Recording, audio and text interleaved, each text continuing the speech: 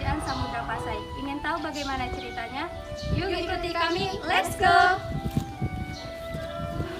Kerajaan Samudra Pasai merupakan kerajaan Islam pertama di Indonesia. Kerajaan Samudra Pasai didirikan oleh Murasilo pada 1267 Masehi setelah masuk Islam.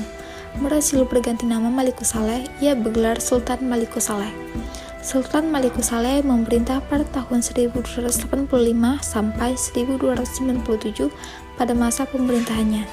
Ia didatangi oleh musafir dari Veneta, Italia pada tahun 1292 yang bernama Marco Polo.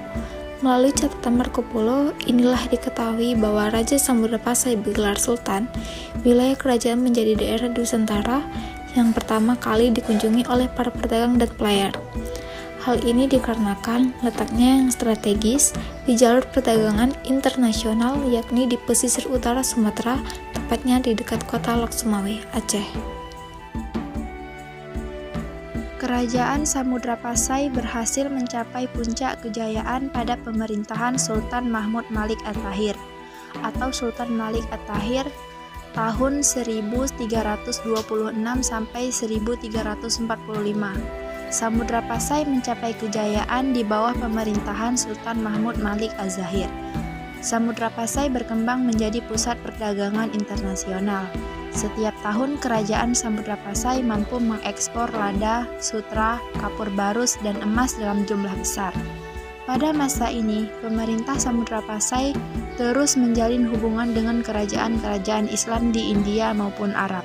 Di masa kejayaannya, Samudra Pasai mengeluarkan mata uang emas yang disebut dengan dirham. Uang tersebut digunakan sebagai uang resmi kerajaan. Di samping sebagai pusat perdagangan, Samudra Pasai juga merupakan pusat perkembangan agama Islam. Dengan letaknya yang strategis, Samudra Pasai berkembang menjadi kerajaan maritim. Samudra Pasai menggantikan peran Sriwijaya di Selat Malaka. Kerajaan Samudra Pasai memiliki pengaruh di pelabuhan-pelabuhan penting di Pidi, Perlak, dan lain-lain. Kerajaan Samudra Pasai meninggalkan jejak sejarah melalui penemuan beberapa makam yang menampilkan nama sultan, juga koin dengan bahan emas serta perak sebagai alat transaksi pada zamannya. Sejalan dengan pendapat itu, terdapat beberapa bukti arkeologis yang bisa menjelaskan keberadaan Samudra Pasai. Salah satunya makam Raja-Raja Pasai di Gedung Aceh Utara.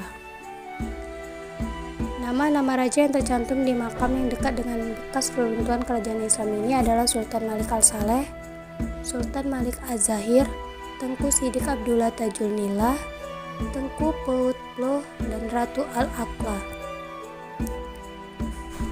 Masih ada peninggalan kerajaan Samudra Pasai lainnya, seperti lonceng Cakradonya, stempel khas kerajaan, serta karya tulis seperti Hikayat Raja Pasai dan buku tasawuf Darul Al-Manzum. Bukti berupa reruntuhan bangunan pusat kerajaan dan makam-makam raja membuat pemerintah Aceh, terutama Kabupaten Aceh Utara, berusaha menyimpan dan melestarikan kekayaan kerajaan ini melalui pembangunan museum yang diberi nama Museum Islam Samudra Pasai.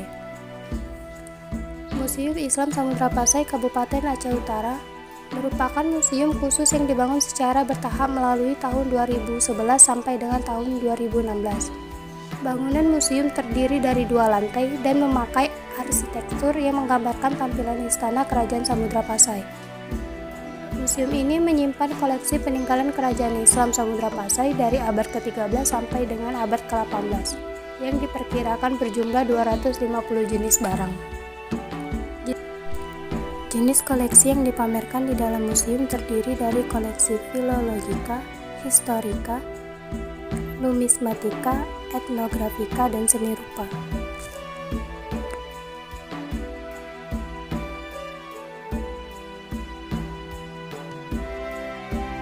Bukti-bukti arkeologis tentang keberadaan kerajaan Samudra Pasai ditemukan melalui makam-makam raja Pasai di Kampung Gedung Aceh Utara.